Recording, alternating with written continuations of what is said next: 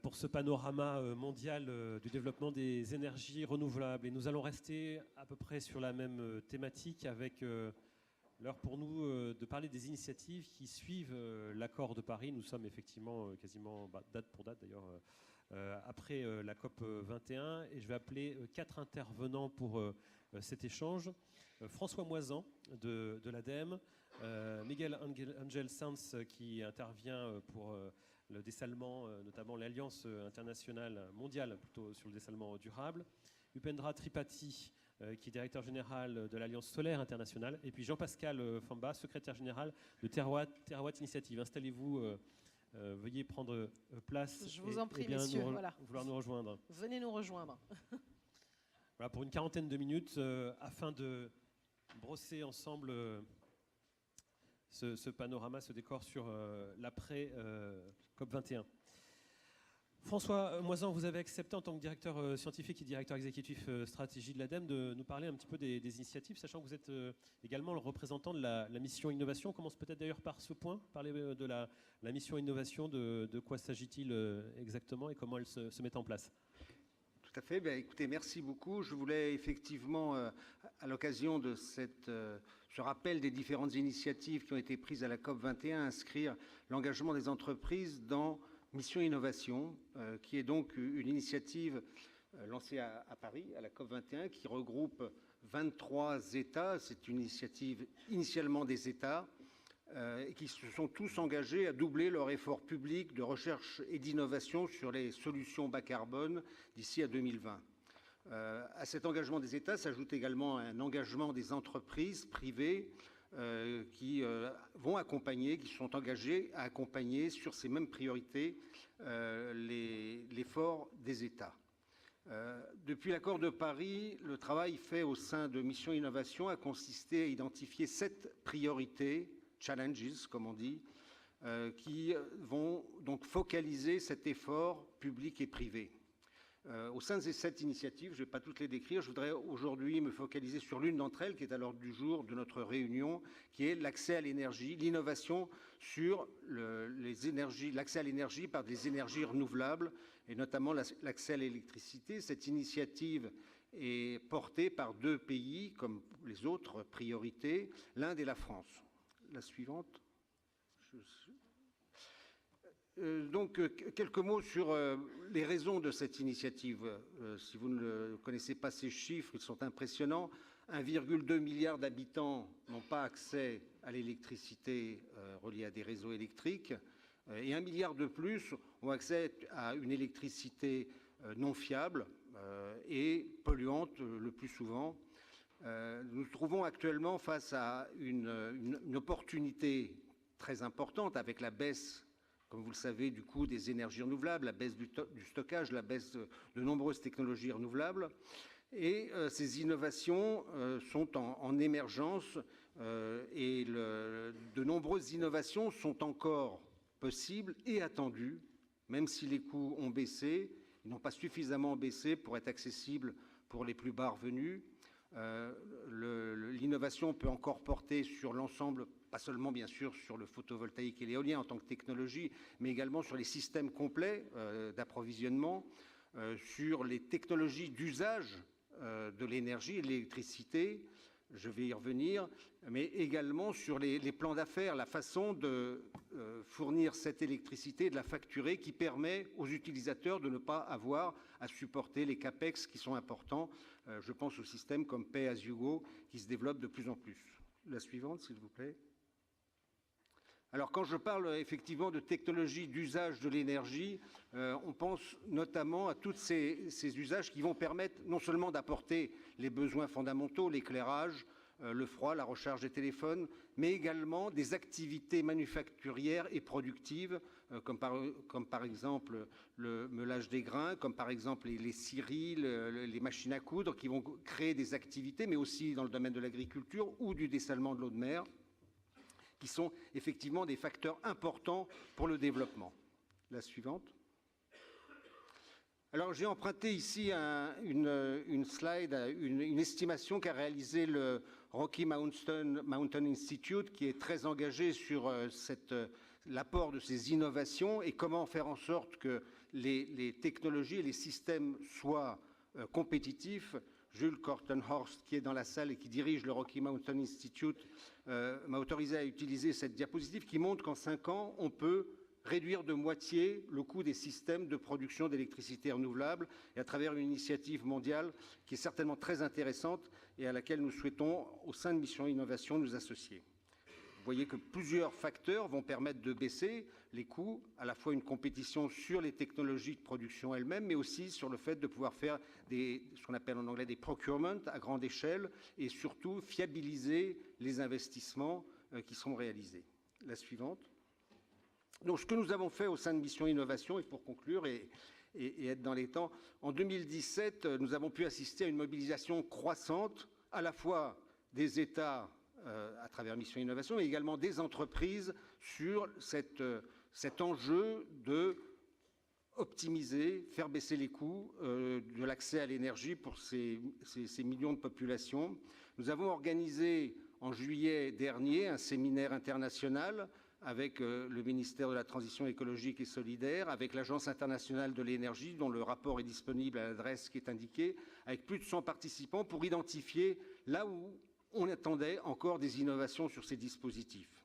Au-delà de cela, l'ADEME a lancé, à la demande du ministère, un appel à projets sur les solutions innovantes d'accès à l'énergie. Cet appel à projet a été lancé en juillet, il a été clos le 20 novembre dernier, donc tout récemment. Nous espérions une trentaine de dossiers, peut-être une quarantaine. Nous avons eu 92 dossiers déposés. Nous avons fait une première présélection la semaine dernière. 20 dossiers sont présélectionnés. Nous espérons par la suite que nous pourrons aller au-delà. Nous aurons le jury au mois de janvier pour effectivement pouvoir financer ces expérimentations de solutions innovantes à travers le monde, puisque parmi ces propositions, de nombreux pays d'Afrique, mais aussi en Inde, ont été proposés et vont être évalués. Je souligne aussi que nos partenaires indiens, donc, qui portent avec nous cette initiative, ont eux-mêmes lancé un appel à projet et dont les résultats devraient être bientôt disponibles. Et avec l'ensemble de ces éléments, nous préparons la prochaine, ce qu'on appelle la ministérielle, la réunion au niveau des ministres chaque année, qui se réunira en 2018 à Copenhague et Gothenburg en mai prochain. Voilà, je voulais témoigner de cette initiative et de la remarquable implication des entreprises françaises qui ont répondu en association avec des ONG de terrain et avec des collectivités territoriales locales qui sont impliquées. Est-ce qu'on peut aussi souligner, François, la dernière, oui, c'est juste pour vous remercier. C'est gentil, merci. Je ne sais pas si je peux avoir le son. Attendez, je vais écouter. Ou alors, est-ce que le mien fonctionne? On va faire un petit échange. Merci Nathalie de m'avoir prêté votre micro. Ce qu'on peut dire aussi, François Moisan, c'est qu'avec votre vision d'ingénierie, vous avez l'ADEME, sur les 92 projets que vous avez cités, alors vous en attendiez peut-être une trentaine, une quarantaine, il y a quand même une qualité aussi sur les projets qui t'a souligné. C'est-à-dire que les propositions sont réellement intéressantes. On va en suivre 20 pour les questions budgétaires, mais beaucoup de projets au-delà des 20 présélectionnés sont vraiment très très intéressants. Oui, tout à fait. Alors, ces projets, au-delà de la diversité géographique des expérimentations proposées, touchent à toutes les énergies renouvelables. On a des projets, bien sûr, qui utilisent le photovoltaïque, l'hydrolien également, l'hydrolien fluvial. On a des propositions sur la biomasse, dont les enjeux sont évidemment très importants. Et puis sur la formation, sur la façon ça avait été évoqué, comment s'assurer que les dispositifs fonctionnent, comment on assure un monitoring. Donc on a une qualité de projet qui va bien au-delà, effectivement, de ce que nous pourrons engager cette année. Mais j'espère que le succès nous permettra de relancer par la suite le soutien à ces dispositifs. Et puisque vous parlez de formation, ça nous permet de souligner aussi un des aspects qui est très important, c'est l'accompagnement sur le terrain. Et là, il y a aussi une convergence, il y a plein de convergences dans le domaine des énergies renouvelables, entre le numérique, les outils, les possibilités offertes aujourd'hui qui étaient impossibles auparavant. Il y a aussi une convergence nouvelle entre les ONG finalement et les entreprises privées. Ça, c'est quand même aussi un phénomène qu'on observe et qui est assez particulier. Dans tous les projets, je crois, dans tous les projets qui nous ont été déposés, il y a plusieurs partenaires, une entreprise et une entreprise, parfois deux, et des ONG françaises, mais aussi des ONG des pays concernés qui vont donc bénéficier de ces expérimentations. On voit que ce mix entre les entreprises et les ONG, c'est quelque chose que nous souhaitons soutenir. Nous réfléchissons au-delà des financements directs que nous pouvons apporter, comment faire vivre cette communauté pour l'innovation et l'accès à l'énergie. Merci. Alors François Moisan, vous parliez il y a un instant justement de vos partenaires indiens, c'est pour ça qu'on va continuer avec mon voisin Upendra Tripathi. Merci beaucoup d'être avec nous, directeur général par intérim de l'Alliance solaire internationale dont parlait tout à l'heure Nicolas Hulot. Cette Alliance solaire internationale qui a été lancée le 30 novembre 2015 par la France et par l'Inde et une entrée en vigueur toute récente puisque c'était le 6 décembre dernier. Donc we will talk together about the International Solar Alliance. Can you explain in a few words, first, what is this alliance? Thank you very much. Thanks a lot for having given this opportunity to the International Solar Alliance to be present here. As perhaps you all know that in this same city 2 years back, 30th of November 2015, this alliance was launched jointly by India and France. 1 year thereafter at Marrakesh, the framework agreement was opened for signature. That was the first year. In the second year, we are proud to say that thanks to India, France, 47 countries who have signed, 19 who have ratified, we are a legal entity. I'm told in international scale, this is really speed because first you announce, in 1 year, you open the agreement for signature. In the second year, you are there. Now, some people ask, what will be your third year? Well, two things. We are writing to the UN that if 6th of December, when ISA was born, whether it can be celebrated as a Universal Energy Access Day. And number two, whether we can actually open a $1 billion risk mitigation fund, thanks to Terawatt Initiative, the task force that we have appointed under their chairmanship, with Confederation of Indian Industry, with CEW, TCX, and World Bank, who I think later on they have decided to help more by putting somebody else. So if now how do we do this? We feel that there are examples. India and UK have an Indo-UK fund, 125 million pounds each. And that goes to promote renewable energy equity. India and USA fund. So we feel that India and France, during the Solar Summit in mid-February or mid-March, if they can come up with a funds, Indo-French fund for risk mitigation, that will set an example. We are also happy that $350 million fund that Green Climate Fund is processing. And we will appeal to the 121 prospective member countries to put some money into this, so that the risk mitigation fund of $1 billion can be of use by next year. Well, the other things, ISA, although it became a legal entity only on 6th of December, it has launched 3 schemes so far. 2 were in New York, and the Indian Prime Minister, Mr. Modi, is very particular that 500,000 solar pumps should be given to the farmers, and preferably these can be a replacement of 500,000 diesel pumps. We have got demand aggregation. India has expressed interest of 100,000 pumps this year, 100,000 pumps next year, and 100,000 pumps year after. Bangladesh has expressed interest for 50,000 pumps. Uganda has expressed interest around 30,000 pumps. Mauritius, some 60 pumps, but big size ones. We are aggregating, as I speak here today, 25 focal points from 25 countries are in Delhi. They are debating, they are carrying out a dialogue, how many solar pumps they can go for, and how we can aggregate this demand. What does it mean? It means that we will be taking an export body who can actually set a global tender where French companies, where Indian companies, where Chinese companies, where all companies who deal with solar pumps can really compete. And we presume, like in the case of photovoltaic and LED bulbs, the prices may come down, and that is the demand aggregation. We're also planning for risk aggregation in terms of in the off-grid sector, coming out with innovative means. I must tell you one example from a province in India, which is called Andhra Pradesh. There we have the chief minister called Mr. Naidu, a very progressive person. The last month he told me that, look, if you can give a pump to a farmer in Andhra Pradesh without charging any money, that is the real success of a politician, of a minister. And I said, sir, how are you going to do that? He said, you take the social cost. To give a connection to a farmer, you have to put 5 electrical poles, and each pole in Indian currency costs 50,000 each, 2.5 lakhs, 250,000 rupees. And then he said, the moment you give a solar pump free to the farmer, disconnect him from the grid. So you save the tariff, the lower tariff, which the subsidy that you pay to the farmer for all time to come. And if you sum up the net present value of all your future subsidies that you are going to give, the amount of money that you are going to put in the infrastructure or putting connectivity, it is much more than the free pump that we are giving. Well, this is what the politicians can think in terms of new things. And these are the innovation models that ISA is trying to bring in.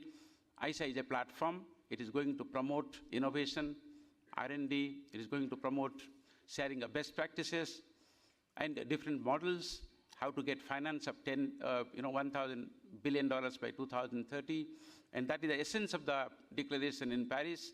And I'm sure with this, with the help of all the countries, and particularly the joint declarations that we have signed with World Bank, with EIB, with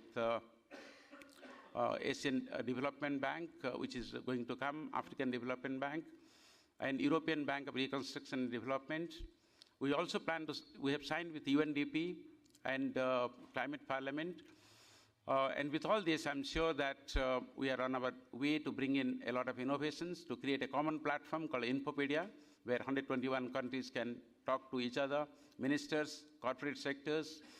And it's it's very important for you to have this dialogue and to have created this platform to speak together, also private and public, to speak about all the projects. That is true.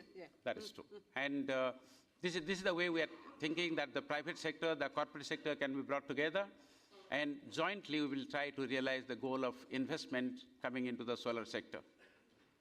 You can say maybe a little more about the program. We saw a lot of, we see a program. I think the first one, you didn't launch you didn't wait to launch programs. And can you say more about specifically what you do with decentralized solar application, first of all? Yes, in fact, on the slides you see, which we will upload later, this is the first program in agricultural uses.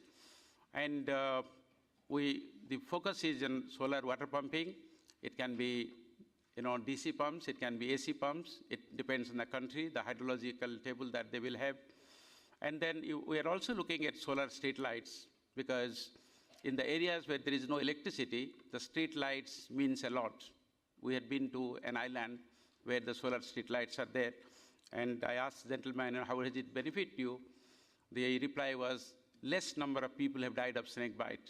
So that is the type of impact on society that street lights have. Right now, 13 countries have participated. Bangladesh, Ethiopia, France, India, Nigeria, Mauritius, Seychelles, Senegal, Sri Lanka, Kenya, Rwanda, Burkina Faso, and Uganda. But more countries are coming in. And essentially, we aggregate demand by taking the requirements into account. And we feel that when the demand is more, we create more demand, and the prices will come down, hence it can be more affordable. We talk about large-scale assessment, aggregation of demand that I have already mentioned, common standards, because many countries feel that standards are important, quality is very important. In fact, the Honorable Minister for Ethiopia said that, look, unless you train local people, you have local capacity building, these schemes are not going to succeed, because they know a number of companies who come, who put the pumps or any solar applications and disappear. And that is what Minister Segoli Royal told in the morning, that the corporate sector has a very serious responsibility to meet through the ISA, because so much of hope has been raised and it must be properly met. It means we have to train local people, we have to train local youth. You must make sure that the maintenance for 5 years is done for the pumps, for the street lights, or for any other application that we are going to provide. You've got a lot of programs. Maybe we can We talk can- about second everywhere, one. but maybe a second one and a third one. You can show Yeah. second one, Second. please. Thank you. And this is the critical thing with ISA, because many countries would say, fine, you know, you make programs, you make bankable projects, but where is the money? And that is why we have decided to work with the banks. We have very simple requests. Number one is that if multilateral banks can earmark at least 10% of their credit for solar, and World Bank has a portfolio of 50 billion, say 5 billion, EIB has $300 billion. So we request them that, number one, if 10% of their credit, annual credit exposure can be for solar, that will be good news for the corporate sector. And second, we say if the multilateral banks can raise money in local currencies, because countries like, in most countries, the cost of capital is extremely high because of the hedging risk. In India, for example, the hedging cost is around 5 to 6%. So if the local currencies, loans are raised in local currencies, this hedging cost will go away.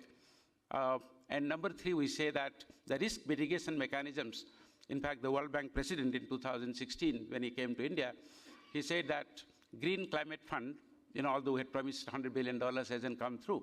But if we can create a global mechanism of $300 billion, this will attract $3,000 billion from the corporate sector. And that is the focus that is shifting now. Either you give money in terms of, as plans have been made, or we create leverages, mechanisms where money will flow into this sector. And after we'll talk about the third Yes. one. Yes. Yes, and there, of course, the thing that CRMM we have covered, we appointed a task force under the chairmanship of Terawatt Initiative. It's making very good progress. And we are, in fact, planning to write to all the ministers and all the countries to contribute to this fund and find out how best it is going to work.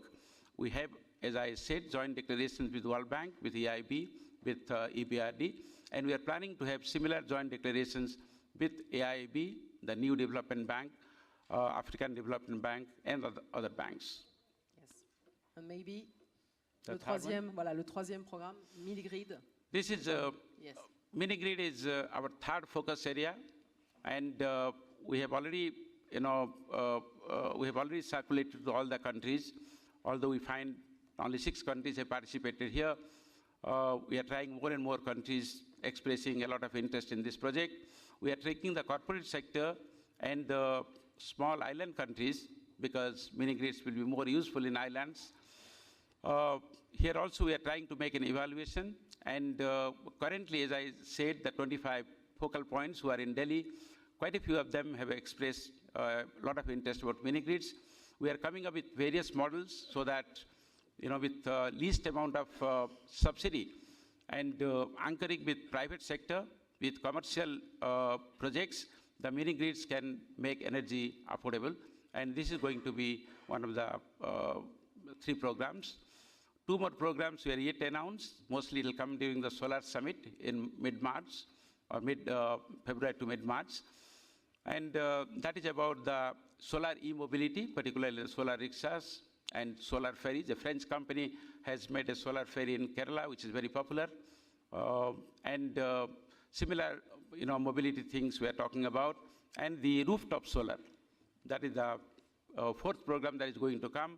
Under the rooftop, we think that the industrial and commercial sector, where the rooftop can be very popular, and we are trying to focus on that. At the same time, we are going to have very innovative financial mechanisms with the help of World Bank, where aggregation of rooftop can take place, as it is taking place in many countries. That is the type of model that we're going to replicate in other places. Well, thank you very much, Upendra Tripathi. You want to say something else? We are Lot very more are good. there if Yes, you want. all the programs you And talk about here. yes, Yeah. we are also trying to create something called a solar technology application and resource center. World Bank has funded some money. European Union has offered funding. And no, I need to go back to the previous one. You can go back. There, the Solar Research Center is actually trying to network with all the R&D centers we have in 121 countries, around 28 of them. And out of these 28, we'll have 10 centers of excellence, Each center of excellence will be twinned with 10 countries, and that is the way we're trying to build up the R&D infrastructure, which will train people, which will innovate, which will talk about appropriate technologies, and that is how you like to network the entire 121 countries. And that heart of the network will be the digital Infopedia platform. One part of the platform is, of course, we are going to have best practices, some 1,000 videos, and then we are going to have a country counter where each country can actually tell how it is the best for attracting investment.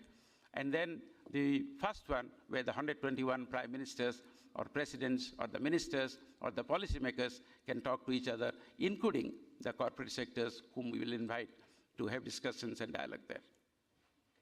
Thank you very much, Upendra Tripathi, for this presentation. Merci beaucoup pour votre présentation sur l'Alliance solaire internationale. On a vu beaucoup de projets, notamment les mini-grids, les micro-grids dont on parlera, parce qu'on va beaucoup parler des îles d'ici la fin de la journée. Donc merci pour cette plateforme de dialogue. Je repasse la parole à Valérie Dubois pour poursuivre sur ces questions. Merci Nathalie Croiset. Jean-Pascal Famba, vous avez accepté de nous parler pendant quelques minutes de Terawatt Initiative. Vous êtes secrétaire général de Terawatt Initiative. De quoi s'agit-il exactement Alors, d'abord, bonjour à tous. Merci de cette invitation. Terawatt Initiative est une initiative privée qui est née à la COP 21. Mais j'aimerais, avant de dire ce que l'on fait exactement, revenir sur sa genèse, qui est intéressante et qui est liée en partie à ce lieu. Le premier élément de la genèse, c'est le 19 janvier 2015, à l'occasion d'un discours remarqué. Le Premier ministre indien, Narendra Modi, s'étonnait du fait que ce sont les pays qui ont le plus de ressources solaires qui ont le moins d'énergie solaire. Et il se posait la question de savoir pourquoi, et surtout se posait la question de savoir comment mettre fin à ça, en évoquant l'idée d'une centrale d'achat solaire pour le solaire, comme l'Inde l'avait fait d'ailleurs pour les ampoules à LED dans son propre pays pour faire baisser les coûts. Deuxième temps de la genèse, c'est celui du Climate Finance Day du 22 mai 2015, dans ces lieux, où pendant toute une journée, nous avons entendu les investisseurs institutionnels du monde entier nous dire qu'ils étaient prêts à apporter des trillions de dollars dans les infrastructures vertes, mais que malheureusement, en fait, ils n'avaient pas de support à ces investissements. De là est née l'idée de Terawatt Initiative qui consiste à penser que ce ne sont pas des problèmes de ressources auxquels nous sommes confrontés, du soleil, du vent, de l'eau, il y en a beaucoup. Ce ne sont pas des problèmes de technologie. Toutes ces technologies existent, elles sont déjà mises en œuvre de manière très, très, très efficace. Ce ne sont pas non plus des questions d'argent, puisque cela a été dit, les capitaux institutionnels sont très largement supérieurs à ce dont on a réellement besoin pour faire cette transition énergétique. En revanche, il est assez évident pour nous qu'il y a un problème de structuration de marché. Et que l'approche de Terawatt est de se poser la question de savoir comment doit être organisé un marché pour faire passer les volumes qu'on doit faire passer. Juste pour le plaisir du chiffre, on a fait un petit calcul et on s'est posé la question de savoir combien en solaire représentait l'investissement nécessaire pour tenir les well below 2 degrees. Et juste en solaire, il faudrait investir à partir d'aujourd'hui et jusqu'en 2030 750 millions de dollars par jour, dont 210, donc à peu près un tiers, pour les pays de l'Alliance solaire internationale. Et ça, c'est que pour le solaire. Donc aujourd'hui, ces volumes-là sont tellement importants qu'il faut penser l'organisation du marché de manière différente, et c'est ce que Terawatt se propose de faire. Troisième date, qui est celle du 30 novembre 2015, session inaugurale de la COP21, lancement vers 16h par le Premier ministre indien et le Président de la République français en présence du secrétaire général des Nations Unies de l'Alliance solaire internationale, et quelques minutes plus tard, dans une salle à côté, le lancement de Terawatt Initiative officiellement. Donc Terawatt Initiative, comme vous l'avez maintenant compris, est une organisation à but non lucratif, soutenue par le secteur privé, présidée par Isabelle Kocher, et qui précisément cherche à mettre en place, à réfléchir aux mécanismes de marché qui sont nécessaires pour arriver à atteindre les objectifs de l'accord de Paris, mais aussi de développement durable. Trois principes fondamentaux, en fait, sont apparus dans nos réflexions depuis un peu plus de 2 ans. La première chose, il est absolument indispensable de structurer la demande. Le marché, de ce point de vue-là, est relativement désorganisé, il est très atomisé. Et il faut absolument que la demande s'organise mieux. Ça veut dire quoi? Ça veut dire qu'elle se fédère, elle s'unifie, et qu'elle se rende solvable. Et c'est parmi les éléments mentionnés par Upendra Tripathi, les éléments fondamentaux du programme Affordable Finance at Scale. Vraiment faire en sorte que cette demande arrive à s'agréger et arrive à se solvabiliser, et c'est la solvabilisation étant fournie par le mécanisme de garantie dont Jean-Louis Borloo parlait au tout début au président Condé, ce fameux CRMM qui veut dire Common Risk Mitigation Mechanism. Et je vous promets qu'on va trouver un nom beaucoup plus sympathique que celui-là, parce que ça, c'est vraiment pas beau. Donc le CRMM est le mécanisme de garantie que l'on souhaite promouvoir, j'en parlerai un peu plus tard. Deuxième élément, il faut, pour répondre à l'appel des investisseurs institutionnels dans cette même salle, créer des outils d'investissement qui soient sécurisés, garantis, et qui soient compatibles avec les exigences et les obligations qui s'imposent à ces investisseurs institutionnels. La plupart sont des fonds de pension. Ils ont des réglementations très importantes qui s'appliquent, et c'est tant mieux d'ailleurs parce qu'il s'agit de notre épargne et de nos futures retraites. Il faut que ça soit investi correctement, et donc il faut aussi que les instruments financiers qui soient mis en place pour financer les infrastructures d'énergie renouvelable et d'une manière générale les infrastructures vertes soient compatibles avec ces marchés. Et troisième élément, il faut que le marché fonctionne efficacement, c'est-à-dire que l'information circule de manière transparente et égale entre l'ensemble des acteurs de marché. Ce n'est pas la situation aujourd'hui. Il y a beaucoup de déficits d'information, ce qui crée en fait des risques et des perceptions de risques, ce qui crée aussi des coûts de transaction très importants qui sont incompatibles avec la compétitivité des énergies renouvelables et donc la rapidité de leur pénétration. Le travail, donc ça fait aujourd'hui 2 ans qu'on travaille en étroite collaboration avec l'Alliance solaire internationale sur ces différents sujets, et je salue ici le travail remarquable d'Upendra Tripathi qui a mené cette difficile tâche avec beaucoup de constance, qui fait qu'aujourd'hui l'Alliance solaire internationale est opérationnelle. Le 18 mai dernier, autre date importante, l'Alliance solaire internationale ainsi que 17 autres pays ont confié à une task force internationale auquel a été fait référence la mission de faire une étude de faisabilité sur ce mécanisme commun de rehaussement de crédit. Nous avons présenté les résultats de ces travaux à l'occasion de la COP23 dans le cadre d'un événement sur le pavillon indien. Qui conclut pour le solaire à trois objectifs principaux. Il faut une garantie, c'est-à-dire un texte de garantie qui soit simple et efficace. Il faut un garant qui soit commun et très solide. Et il faut une plateforme digitale qui permette de faire fonctionner ce marché, c'est-à-dire qui permette à la fois d'agréger la demande, de stimuler la concurrence entre les différentes offres, et qui permette en même temps un accès simplifié aux instruments financiers. Le quatrième point de cette étude de faisabilité est de dire que plus on commence vite, plus on apprend vite. À cet égard, nous avons recommandé la mise en place d'un projet pilote avec un fonds de garantie qui serait capitalisé jusqu'à hauteur de 1 milliard de dollars, qui permettrait sur 3 à 5 ans, dans une vingtaine de pays, de développer en off-grid et en on-grid entre 15 et 20 gigawatts de solaire photovoltaïque. Je ne rentrerai pas dans les détails de la mécanique. Jean-Louis Borloo vous a dit que c'était très sophistiqué, ça l'est. Pour autant, et je suis à votre disposition pour répondre à vos questions en off, l'étude de faisabilité est disponible sur le site de Terawatt Initiative. Je vous invite à la consulter si vous le souhaitez.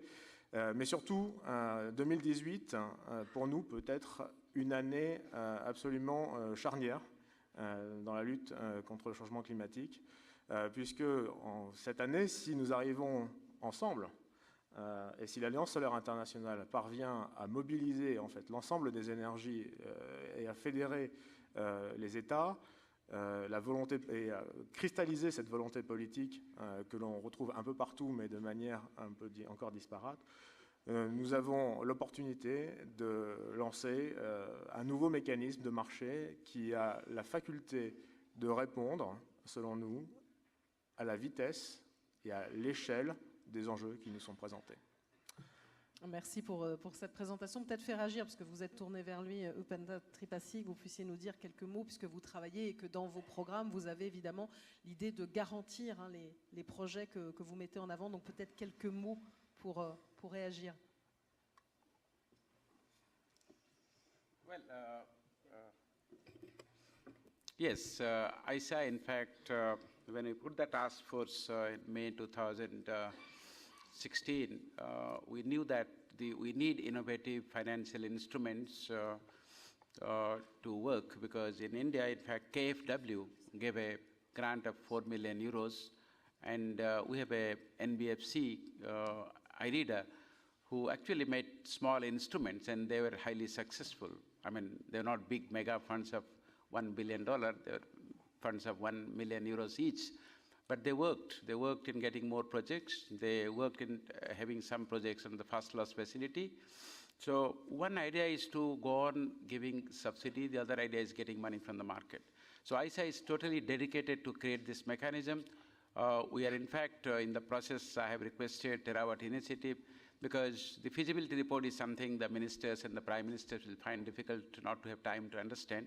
So we are trying to reduce it to one page, which generally, they can understand, and they will feel its utility. So, in the next 15 to 30 days, we are trying to make it reach through the focal points, because in the ISA system, the cornerstone is the focal point, the country's focal point, who actually takes decisions, brings the ministers and the countries, into the forefront. So we are trying to reach out to them. And number two, we are trying to talk to France and India as the lead countries behind ISA to come up with a mechanism. As I said in the past, they have created Indo-UK fund, they have created Indo-US fund, and some sort of Indo-French fund can be created for this. And if we also make a presentation before the directors in the Green Climate Fund, and with the director from India and director from France supporting this, I don't find any difficulty in getting, because it is good for Green Climate Fund to put some money in this, because more and more money will come into the sector, and that's what they are doing. Now, this much of money, if we get around $700 million or $600 million from public sources, with that money we can leverage, say, around $400 million from outside, and that also is not difficult. I'm sure with the backing of NG and Terawatt Initiative, with the backing of 48 governments who have signed and 19 who have ratified, $1 billion is not a very difficult proposition. It can be done. Thank you very much. L'une des autres opportunités du solaire, on voit qu'il y a beaucoup de connexions. Tout à l'heure, Nicolas Hulot parlait des connexions également avec la situation géopolitique. C'est beaucoup d'autres connexions, avec notamment la question du dessalement. Le solaire permet d'envisager du dessalement durable, Nathalie Croiset. Oui, tout à fait. C'est pour ça qu'on accueille Miguel Angelsens, qui est donc le président de l'Association internationale sur le dessalement, mais aussi représentant, et c'est pour ça qu'il va nous l'expliquer, de l'Alliance mondiale sur le dessalement durable, qui a été lancée donc en 2015. Peut-être déjà pour vous présenter justement en quelques mots, faire comprendre un petit peu comment on a évolué. Voilà, il y a eu cette association, il y a cette alliance, un petit peu entre les deux en quelques mots déjà. Merci, bonjour à tous, merci pour l'invitation. D'abord, comme tu viens de le dire, je vais faire l'IDEA, l'International Desalination Association, de laquelle je suis président. Il y a une petite histoire de 40 ans que c'était créé à la fin des années 70, justement pour promouvoir tout le développement du dessalement dans le monde et aussi la réutilisation des eaux résiduaires dans tous les domaines scientifiques, pour les clients, avec les utilisateurs, les consultants, les ingénieries, la recherche, les constructeurs, les opérateurs, les universités, c'est-à-dire tous les stakeholders du domaine. Après ça, le dessalement a été dans un état embryonnaire à cette période, c'est comme les énergies renouvelables il y a 20 ans. Aujourd'hui, le dessalement, c'est une réalité. Quelques chiffres, 100 millions de mètres cubes de capacités installées dans tout le monde avec 20 000 usines. Ça veut dire que ce n'est pas une nouvelle technologie, c'est une technologie expérimentée et qu'il est présent dans 150 pays. C'est vrai que c'est beaucoup plus présent dans les pays où il y a un manque de ressources naturelles et tout le monde est en tête où sont ces pays. Et aujourd'hui, ce sont encore en service 92 millions de mètres cubes sur 16 000 stations dans le monde. Et 2 tiers, ce sont dans les domaines publics. 1 tiers, c'est l'industrie qui tire d'eux. Et ils sont capables de donner de l'eau potable à plus de 300 millions de personnes. C'est vrai que ce n'est pas encore le dessalement qui va donner la solution à l'eau dans le monde, mais c'est une des sources potentielles quand les ressources naturelles manquent. Et aujourd'hui, c'est aussi un business. Il y a 20 milliards de chiffres d'affaires qui tous les ans passent devant nos yeux avec toutes les sociétés. Ils sont en croissance. Tous les 10 ans, il y a un doublement de la capacité installée. Par contre, c'est une technologie qui est très gourmande en énergie. C'est ça qui fait qu'aujourd'hui, on fait les liens entre les dessalements et les énergies. Mais aujourd'hui, le dessalement, il a classé ces systèmes après 4 décennies d'histoire. Aujourd'hui, 90-95% des stations de dessalement qu'on construit aujourd'hui, ce sont membranaires. C'est la technologie d'osmose inverse qui s'est imposée à toutes les technologies d'évaporation thermique parce que ça consomme 3 ou 4 fois moins d'énergie. Et c'est ça qui le fait encore beaucoup plus intéressant parce que la demande d'énergie électrique, c'est les sources de l'osmose inverse. Et donc, voilà, nous expliquer comment on est passé, finalement, ce que vous dites, à l'idée de promouvoir les énergies renouvelables pour le dessalement, donc à l'issue de la COP21. Exactement. C'est à partir de ces initiatives et au Moyen-Orient, on a commencé à débattre dans ce type de choses, parce qu'au Moyen-Orient, c'est plus ou moins les 50% du marché de dessalement, et qu'on a commencé à créer la Global Clean Water Desalination Alliance, c'est H2O moins CO2. C'est-à-dire, c'est l'association qu'on a créée l'année 2015 pour la COP21 à Paris pour faire une forte présence pour réduire les émissions de CO2 dans les domaines de dessalement.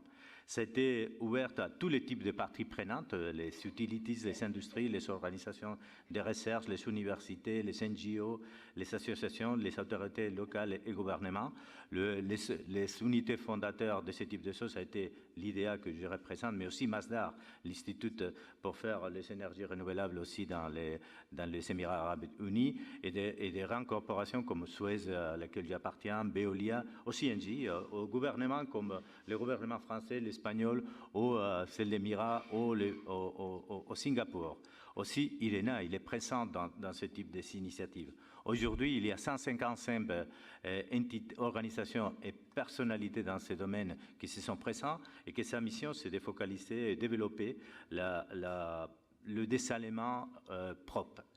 Quels sont les objectifs qui a créé cette association? Les premières, c'est réduire la consommation des énergies, des combustibles fossiles dans les domaines des dessalements. Pour ça, toutes les sociétés ils ont pris un engagement dans l'année 2025 d'arriver à 20% de l'alimentation électrique avec des sources d'énergie propres, en multipliant, en additionnant 20% toutes les années jusqu'à l'année 2040, que l'objectif c'est d'avoir 80% des énergies propres qui alimentent les unités de dessalement. Mais aussi... Donc on passe très vite en 15 ans de 20 à 80% oui, dans vos objectifs. L'objectif c'est réduire de 70 millions de tonnes de CO2 annuels à l'objectif de 2040.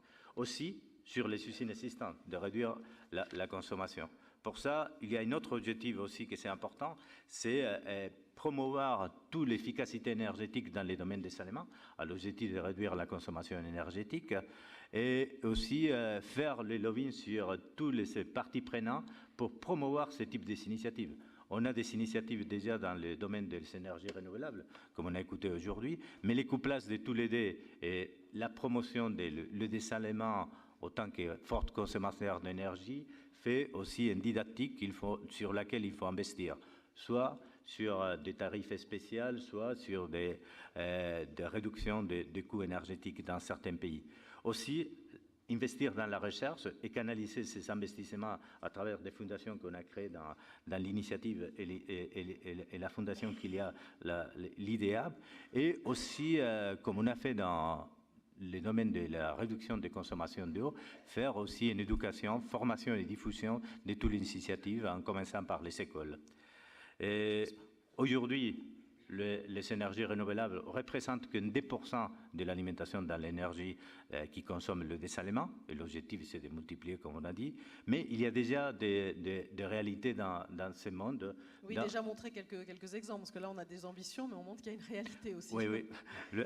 Le premier à grande échelle qu'on a réalisé, c'est il y a un peu plus de 10 ans, et c'était en Australie, à Perth, qu'on a construit une usine que c'était la dernière source d'eau dans les cas de pénurie d'eau dans la capitale de la Western Australia, Perth. Et on a construit une usine de dessalement de 145 000 m3 jour, alimentée à 100% par des énergies renouvelables. Ce n'est pas un couplage direct, parce que le problème de les énergies renouvelables et des dessalement, que parfois, il n'y a pas dans les mêmes sites, les mêmes conditions pour le développement de tous les deux. Dans ce cas, ça a été une initiative assez pragmatique de le gouvernement australien, qui, quand il s'est lancé à faire un plan de dessalement, il a créé ce qu'on appelait le Renewable Energy Certificate, c'est-à-dire en même temps qu'il pressionnait pour mettre une empreinte zéro de carbone sur les nouvelles usines de dessalement, il a créé tout un système pour favoriser le développement des énergies renouvelables pour être utilisées dans le domaine de dessalement, façon que les usines de dessalement qui sont en service consomment l'énergie du réseau, mais ils ont un contrat avec des sources d'énergie renouvelable, avec des sociétés qui produisent l'énergie et qui payent. Mais c'est le réseau électrique qui assure la connexion entre tous les deux, sans être forcément couplés tous les deux. Aujourd'hui, il y a aussi des tendances dans des autres pays de faire le couplement, comme l'Arabie Saoudite. On vient d'écouter il y a quelques instants qu'il y a des initiatives. Il y a une usine de 60 000 m3 jour c'est en train de se développer en Arabie Saoudite, près de la frontière de Koweït. C'est Raji, qui c'est une usine qui sera capable de travailler en île avec une source d'énergie renouvelable photovoltaïque, avec 15 gigawatts de production, avec 90 hectares de surface nécessaires pour produire l'énergie. Il y a des autres pays qui se sont lancés dans ce type d'initiatives, comme l'a fait l'Espagne dans tous ces programmes de dessalement, qui au moins sur la surface où elle était capable de développer les usines de dessalement, elle a favorisé à créer des panneaux photovoltaïques, même dans toute la surface de les usines de dessalement. Ce sont des bonnes initiatives, que ce ne sont pas des nouvelles, mais aujourd'hui la tendance, c'est de les coupler tous les deux de façon durable. Mais qu'est-ce que ça veut dire de façon durable? La seule façon, ce que tout le monde entend, c'est d'avoir énergie et eau disponibles pour tout le monde, mais à un prix qui soit acceptable. Et c'est le prix qui va faire que ce soit pour tous les deux les solutions les plus durables, avec des coûts d'énergie renouvelable entre 2 et 8 centimes en fonction de les énergies, et des coûts de dessalement de 0,7 à 1 dollar pour les 1000 litres. Je crois que ce sont des solutions qui dans le futur sont durables et qui vont nous permettre de faire de plus en plus coupler les deux initiatives. Merci beaucoup Miguel Angel Sanz. Un mot d'ailleurs sur le prix des énergies renouvelables, François Moisan. On est aussi sur l'idée de cibler une division par 2 du prix du kilowattheure, hein, c'est l'idée. Sur les solutions d'accès à l'énergie hors réseau, en tout cas, c'est effectivement un objectif qu'on peut se fixer à un horizon de 5 ans. Je crois que ce qui est très important, ce qui se passe actuellement, et avec cet objectif à 5 ans, c'est qu'on a maintenant des solutions décentralisées. Alors ça peut être au niveau individuel, ça peut être au niveau d'un microgrid, comme autour d'une centaine de kilowatts. on peut avoir des solutions qui sont plus, j'allais dire, de l'électricité au rabais. C'est des solutions pérennes, c'est des solutions satisfaisantes qui permettent le développement, après avec un accroissement sans doute de la production, et ça devient compétitif par rapport à l'extension des réseaux et au raccordement même au réseau quand il arrive dans un village, mais qu'il n'alimente que 10% des habitations, ce qui est très souvent le cas. Ce qui fait un énorme changement de Ce qui fait un contexte, changement de paradigme fondamental. On a parlé d'innovation, on a parlé de solaire, on a parlé du financement et des aspects très importants effectivement de marché. Parce que le financement finalement semblait être au rendez-vous, mais c'est la question du marché qu'il fallait analyser également. On a parlé de dessalement. Je voulais vous remercier. On peut applaudir François Moisan, évidemment Miguel Angel Sanz, Jean-Pascal Famba et puis Upendra Tripathi pour avoir accepté de témoigner cet après-midi.